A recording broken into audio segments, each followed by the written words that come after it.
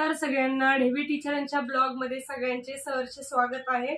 आणि next blog मध्ये पाठीमागे जे बाबा होते त्यांनी सांगितलेले आयुर्वेदिक बरेचसे उपचार सांगितले होते, तर पाठीमागचे पण तुम्ही ब्लॉग पहा, जसे की मूळव्याध, डायबिटीज, पॅरालिसिस ज्यांना झालेला आहे, असे बऱ्याच आजारांवर उपचार सांगितलेले आहेत या बाबांनी। आता आपण त्यांच्याकडून थोडस काही माहिती गोळा करूया महाशिवरात्री बद्दल।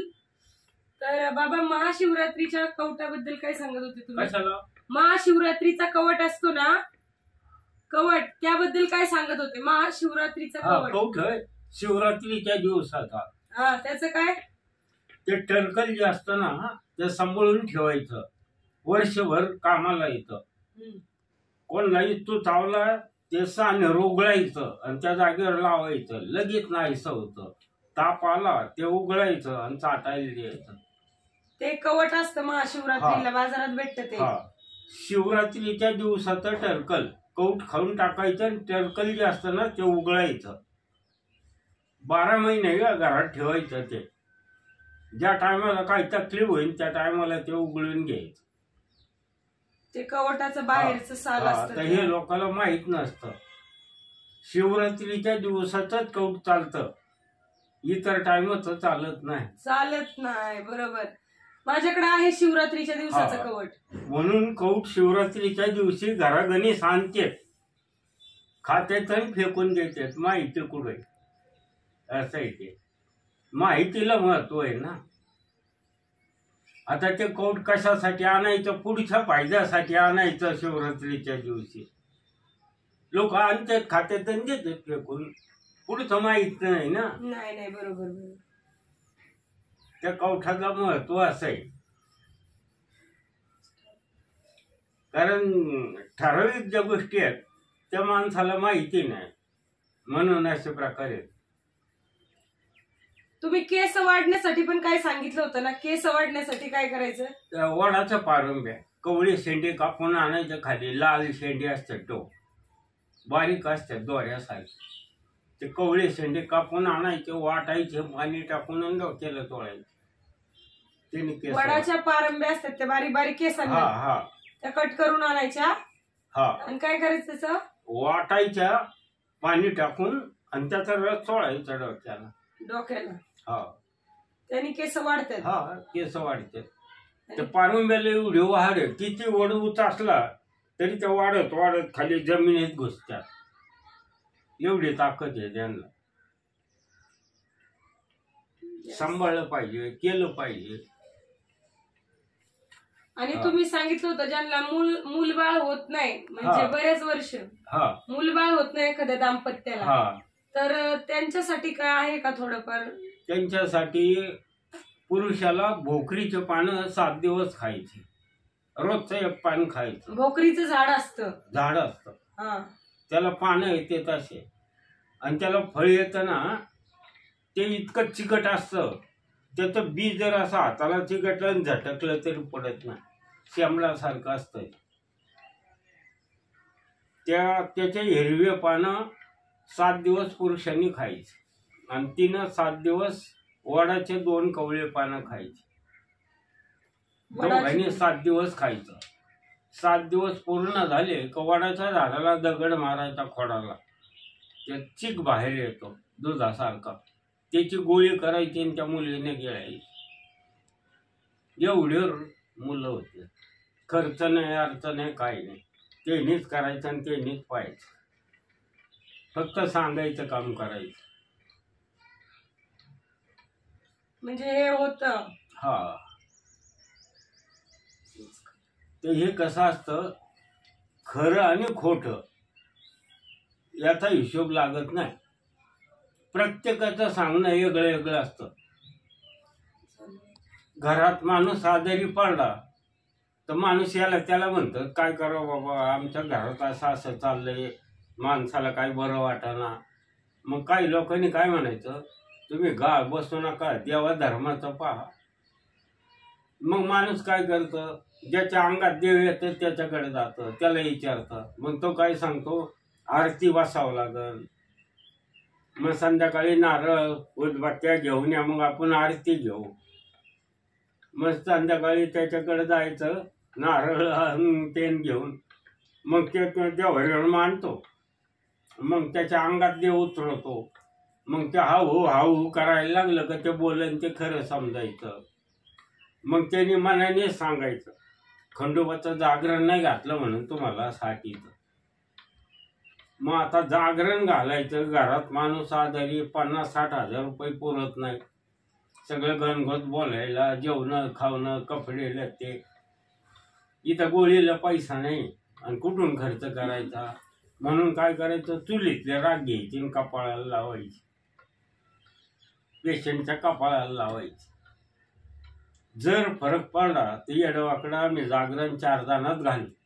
आमची काय ऐपत नाही जास्त खर्च करण्याची.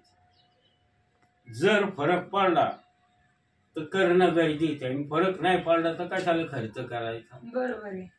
मग काही लोकांनी काय सांगायचं, तुम्ही गाळ बसू नका, बाहेरचं तरी पहा. मग माणूस मंत्रातंत्रवाल्याकडे जातो. मग त्याचं सांगणं काय, आमच्या वड्यातलं भूत लागलं, उतारा करून टाकावं लागल.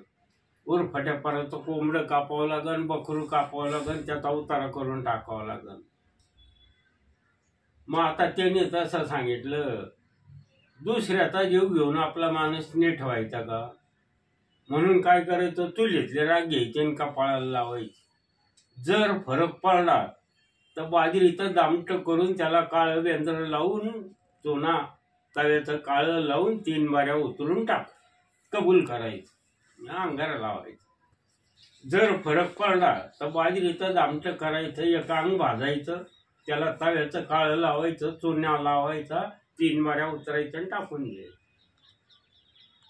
बकरू कापायचं नाही, कोंबडं कापायचं नाही, उतारा असा कबूल करून राख लावायची. जर फरक पडला तर तो उतारा टाकायचा, फरक नाही पडला तो उतारा टाकायचा नाही. म्हणजे आजकाल जास्त ह्याच्या आहारी जातात ना. हा, तर ते झालं अंधश्रद्धेच्या आहारी लोक जास्त. मग काही लोकांनी काय म्हणायचं, तुम्ही असं करा, चांगल्या मोठ्या दवाखान्यात नेऊन तपासा. मग मोठ्या दवाखान्यात नेलं का 1760 मशीनवर चेकिंग, या मशीनवर त्या मशीनवर, कळत काहीच नाही, नुसते पैसे घालवायचे. तपासून झालं का त्याने डॉक्टरने औषधं लिहून द्यायचे.